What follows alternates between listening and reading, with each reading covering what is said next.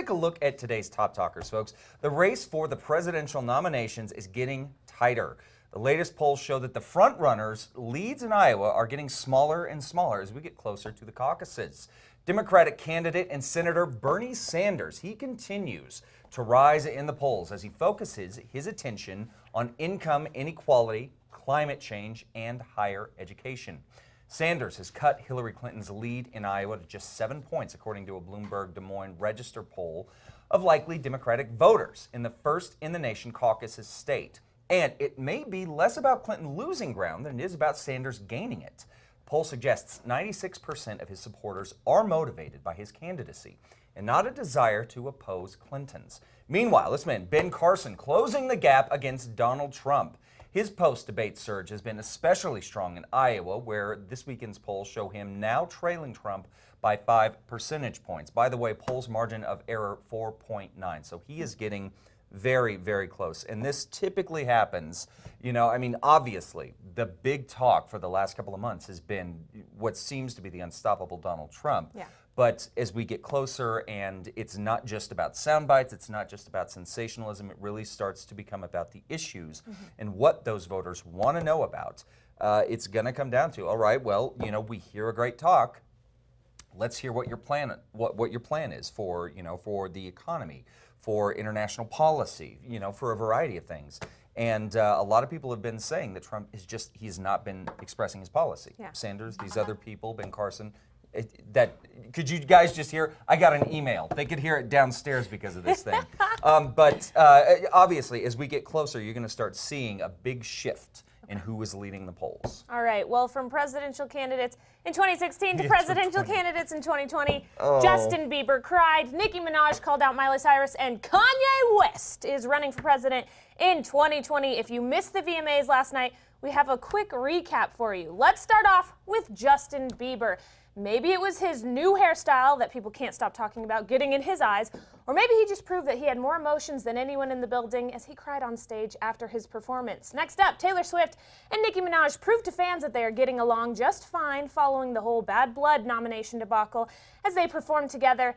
As for Nicki and Miley Cyrus, is very much still a fight. Nicki called out Miley Cyrus and called her a word that we are not allowed to say on morning TV. Miley, although caught off guard by the comment, brushed it off and moved along. And lastly, it wouldn't be the VMAs without Kanye West making a scene. Taylor Swift presented the Jesus Walks rapper with the Video Vanguard Award, and then Kanye West proceeded to give the longest acceptance speech of all time. It took place after about 10 or so minutes of applause, and was somewhat all over the place, but included apologies to those he offended over the years. And then he announced that he was running for president in 2020, and he ended his speech with a mic drop. So of course, that was the 2015 MTV VMAs. I didn't even announce any of the winners because there was too much, too much going on, and that's exactly what Kanye West said, that it doesn't matter. It doesn't matter. Kanye 2020, interesting, right? Let's just pause for a second, guys, before we move on to this. I want you to think about this. And Kanye West you brought runs for this president.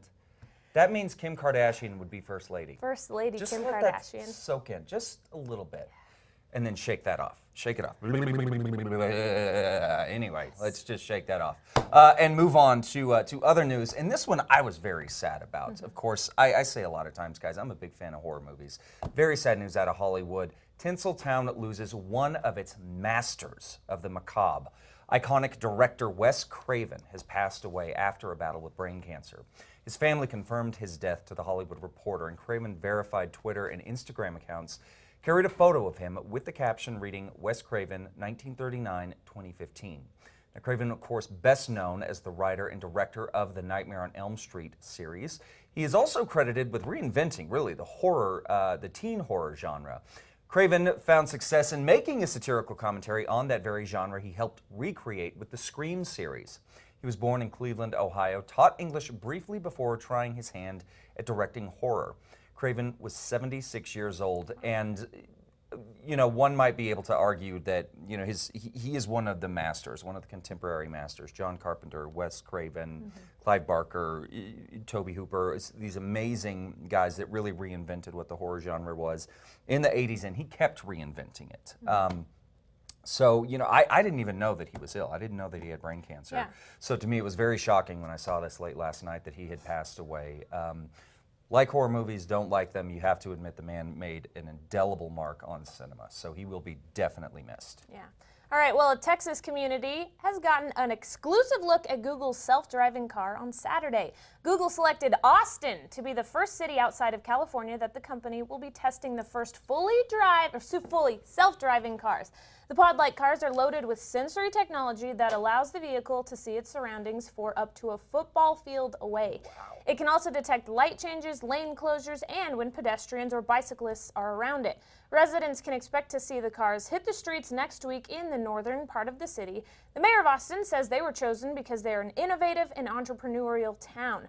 He also says cars could solve increasingly difficult problems the city faces, like traffic congestion and pedestrian deaths in car collisions, which, I mean, I hear about the traffic situation in Austin all the time. I have a couple friends who live there, and they say that the traffic is just terrible. So this might be a solution. Yeah, absolutely. If it is a solution, that would be great to see it starting to roll out, you know, in other cities that also have, you know, incredible traffic problems like Los Angeles, or, you know, if you've ever driven in LA, whew, not fun.